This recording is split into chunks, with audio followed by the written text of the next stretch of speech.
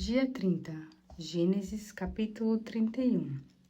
Jacó soube que os filhos de Labão andavam murmurando contra ele, dizendo: Jacó se apossou de tudo que era do nosso pai. Toda a riqueza dele foi ajuntada à custas do nosso pai. Jacó notou que a atitude de Labão tinha mudado para com ele. E o Senhor disse a Jacó: Volte para a casa dos seus pais e dos seus parentes, e eu estarei com você. Então, Jacó mandou chamar Raquel e Lia para virem ao campo onde estavam os seus rebanhos e disse-lhes: Noto que a atitude do seu pai para comigo já não é mais a mesma. Porém, o Deus do meu pai tem estado comigo. Vocês bem sabem como trabalhei com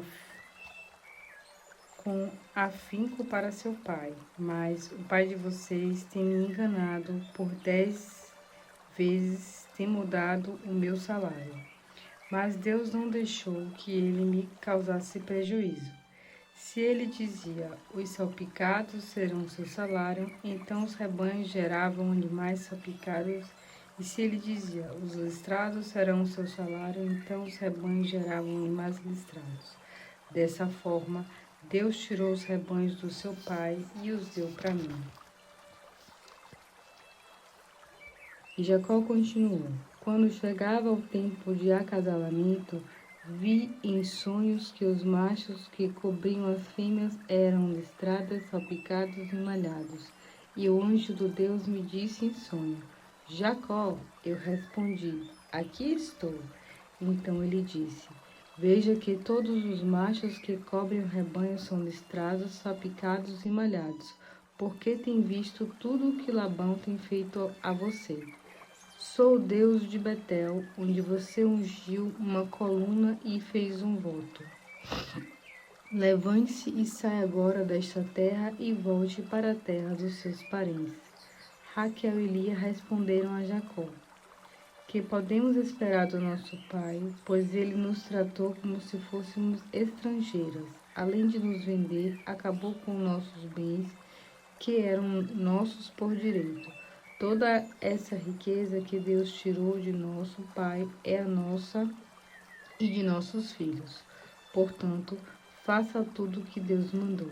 Então, Jacó levantou-se, montou seus filhos e suas mulheres nos camelos e conduziu todos os seus rebanhos e todas as riquezas que tinham conseguido juntar em Padã Arã, e foi em direção à terra de Canaã, para a casa do seu pai Isaque. Enquanto Labão tosqueava as ovelhas, Raquel roubou os ídolos da caça que pertencia ao seu pai, e Jacó enganou o arameu Labão, fugindo às escondidas. Ele fugiu com tudo que tinha. Atravessou o rio Eufrates e foi em direção à montanha de Gileade. Só 3 dias depois, Labão ficou sabendo que Jacó tinha fugido. Reuniu vários homens da sua família e saiu em perseguição a Jacó. Depois de 7 dias de viagem, alcançaram Jacó na montanha de Gileade. De noite, porém, Deus falou com arameu Labão por meio de um sonho e lhe disse: Cuidado com o que você vai fazer. Não fale a Jacó meu bem nem mal. Finalmente, Labão alcançou Jacó, que tinha armado a sua tenda na montanha de Gileade. Labão com seus homens armou a sua tenda na mesma montanha. E disse Labão a Jacó: O que você fez? Além de me enganar, ainda levou minhas filhas como se fossem prisioneiras de guerra. Por que você me enganou e saiu às escondidas? Por que não me contou o seu plano para que eu pudesse celebrar sua partida com uma grande festa com canções, com tamborins e com harpa? Você nem me deu a oportunidade de beijar os meus netos e minhas filhas. Nisso você agiu com insensatez. Tenho poder para fazer mal a você. Mas o Deus do seu pai Isaque me apareceu ontem à noite e disse: Cuidado com o que você vai fazer. Não fale a Jacó nem bem nem mal. Você partiu porque tinha saudade da casa do seu pai, mas por que você roubou os meus deuses? Jacó respondeu: Eu fugi assim porque fiquei com medo, pois pensei que você tiraria suas filhas à força de mim. Mas quanto aos seus deuses, não ficará vivo aquele que estiver com eles. Verifique na presença dos nossos parentes o que te pertence. Se encontrar alguma coisa, leve-o de volta. Jacó não sabia que Raquel tinha roubado os deuses. Então Labão entrou na tenda de Jacó, na de Lia e de suas servas, mas nada achou. Depois de sair da tenda de Lia, entrou na tenda de Raquel. Acontece que Raquel tinha colocado os ídolos na sela do seu camelo e estava sentada em cima deles. Labão procurou por toda a tenda, mas não encontrou. Então ela disse ao seu pai: Peço desculpas, meu senhor, por não poder me levantar na sua presença, pois estou no período menstrual das mulheres. Ele vasculhou toda a tenda, mas não encontrou os ídolos do lar. Jacó ficou zangado e queixou-se a Labão: Qual foi a minha transgressão? Que pecado cometi para me perseguir de maneira tão furiosa? Você já vasculhou todos os meus bens. Por acaso encontrou alguma coisa de sua casa? Coloque o que encontrou aqui na frente dos meus parentes e dos seus. Eles vão julgar qual de nós está errado. Estive com você 20 anos. Suas ovelhas e cabras nunca perderam as suas crias, e jamais me servi dos carneiros do seu rebanho para alimento. Eu nunca levei a você os animais despedaçados pelas feras, eu mesmo assumi o prejuízo.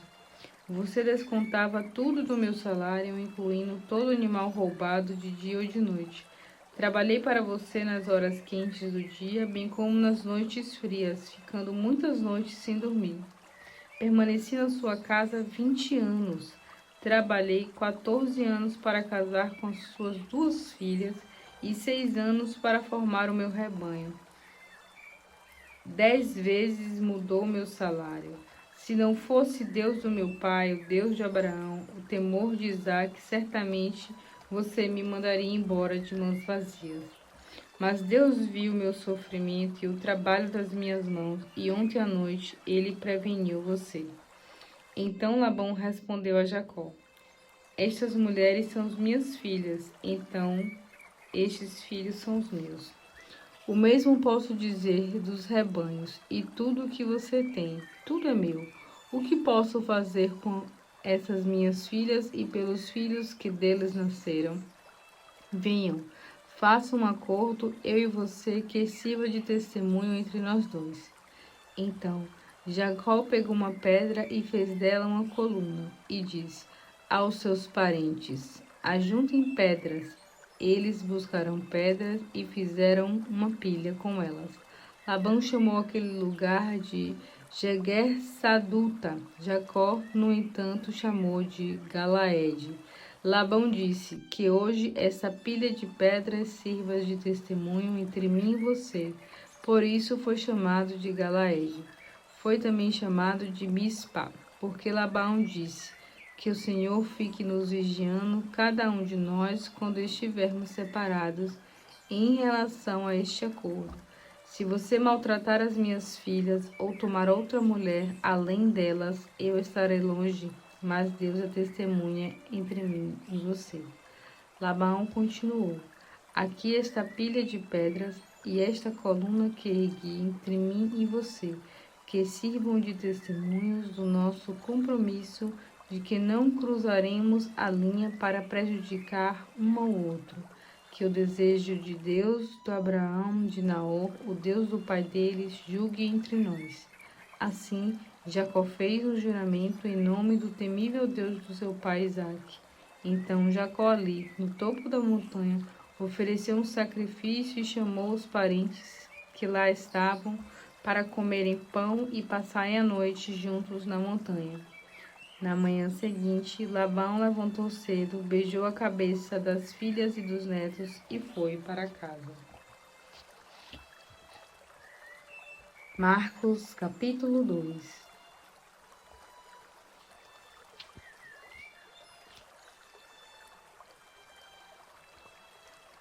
Alguns dias depois, eles voltaram Alguns dias depois, ele voltou a Cafarnaum e a notícia da sua chegada espalhou-se depressa pela cidade.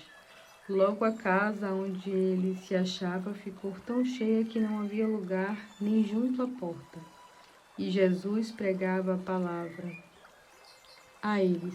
Chegaram 4 homens carregando um paralítico numa esteira. Eles não podiam chegar até Jesus por causa da multidão, e por isso fizeram um buraco no teto por cima onde estava Jesus e fizeram descer o homem paralítico na esteira, bem na frente dele. Quando Jesus viu a fé e tão intensa deles, disse ao paralítico: Filho, os seus pecados estão perdoados. Mas alguns dos mestres da lei que estavam sentados ali pensavam no seu íntimo: Isto é uma blasfêmia. Será que ele acha que é Deus? Quem pode perdoar pecados a não ser Deus? Jesus logo percebeu em seu íntimo o que estava pensando. Ele disse: Por que isso está perturbando vocês? O que é mais fácil dizer ao paralítico: Os seus pecados estão perdoados, ou levante-se e pegue a sua cama e ande? Mas, para que vocês saibam que o Filho do Homem tem autoridade na terra para perdoar pecados, disse ao paralítico: Eu digo a você, pegue a sua esteira e vá para casa. No mesmo instante, o homem se levantou, pegou a sua esteira e saiu diante de todos os presentes, que ficaram admirados e louvaram a Deus, dizendo: Nunca vimos nada igual. Logo depois, Jesus saiu outra vez para a beira da praia e ensinava uma grande multidão que se reuniu em volta dele. Enquanto ele andava na praia, viu Levi, filho de Alfeu, sentado no seu guichê de cobrança de impostos. Siga-me, disse-lhe Jesus. Levi levantou depressa e o seguiu. Naquela noite, Levi convidou os colegas cobradores de impostos e muitos outros pecadores para um jantar, junto com Jesus e seus discípulos, pois havia muitos que seguiam Jesus. Mas quando os mestres da lei viram Jesus comendo com homens de má reputação e cobradores de impostos, perguntaram aos seus discípulos: Como ele come com cobradores de impostos e pecadores? Quando Jesus soube o que eles estavam falando, disse-lhes: Os doentes é que precisavam de médico, e não os que já gozavam de saúde. Eu não vim chamar os justos, mas os pecadores. Os discípulos de João e os fariseus estavam jejuando. Algumas pessoas vieram e Jesus e perguntaram: Por que os discípulos de João e os discípulos dos fariseus jejuavam, mas os seus não? Jesus respondeu: Como podem os amigos do noivo jejuar enquanto ele está com ele? Enquanto ele estiver com ele, certamente não jejuarão, mas virá o dia em que o noivo será tirado deles, então jejuarão. Ninguém remenda uma roupa velha com um pedaço de pano novo, porque o remendo repuxa e rasga a roupa velha, deixando um buraco. É como se alguém pusesse vinho novo em odres velhos. Os odres velhos arrebentariam, o vinho se derramariam e os odores se estragariam. Vinho novo precisa de odres novos. Certo sábado, enquanto Jesus atravessava os campos de cereal, seus discípulos arrancavam espigas de trigo e comiam grão. Alguns fariseus perguntaram a Jesus: Por que os seus discípulos estão colhendo grãos que é proibido fazer no sábado? Mas Jesus respondeu: Vocês nunca leram o rei Davi e os companheiros dele fizeram quando estavam com fome? Nos tempos do sumo sacerdote Abiatar, Davi entrou na casa de Deus e comeu pão especial que só os sacerdotes tinham permissão de comer. e seus discípulos Eita, perdão. Nos tempos do sumo sacerdote Abiatar, Davi entrou na casa de Deus e comeu pão especial que só os sacerdotes tinham permissão de comer, e os deu também aos seus companheiros. E Jesus concluiu: o sábado foi feito por causa do homem, e não o homem por causa do sábado. Assim, pois, o Filho do Homem tem autoridade até mesmo sobre o dia de sábado. Esté, capítulo 7. Então, o rei e Amã vieram ao banquete de Esté. Outra vez, enquanto serviam o vinho, o rei perguntou a ela: qual é o seu pedido, rainha Esté? Que é que você deseja? Seja o que for, eu darei a você, mesmo que seja metade do meu reino.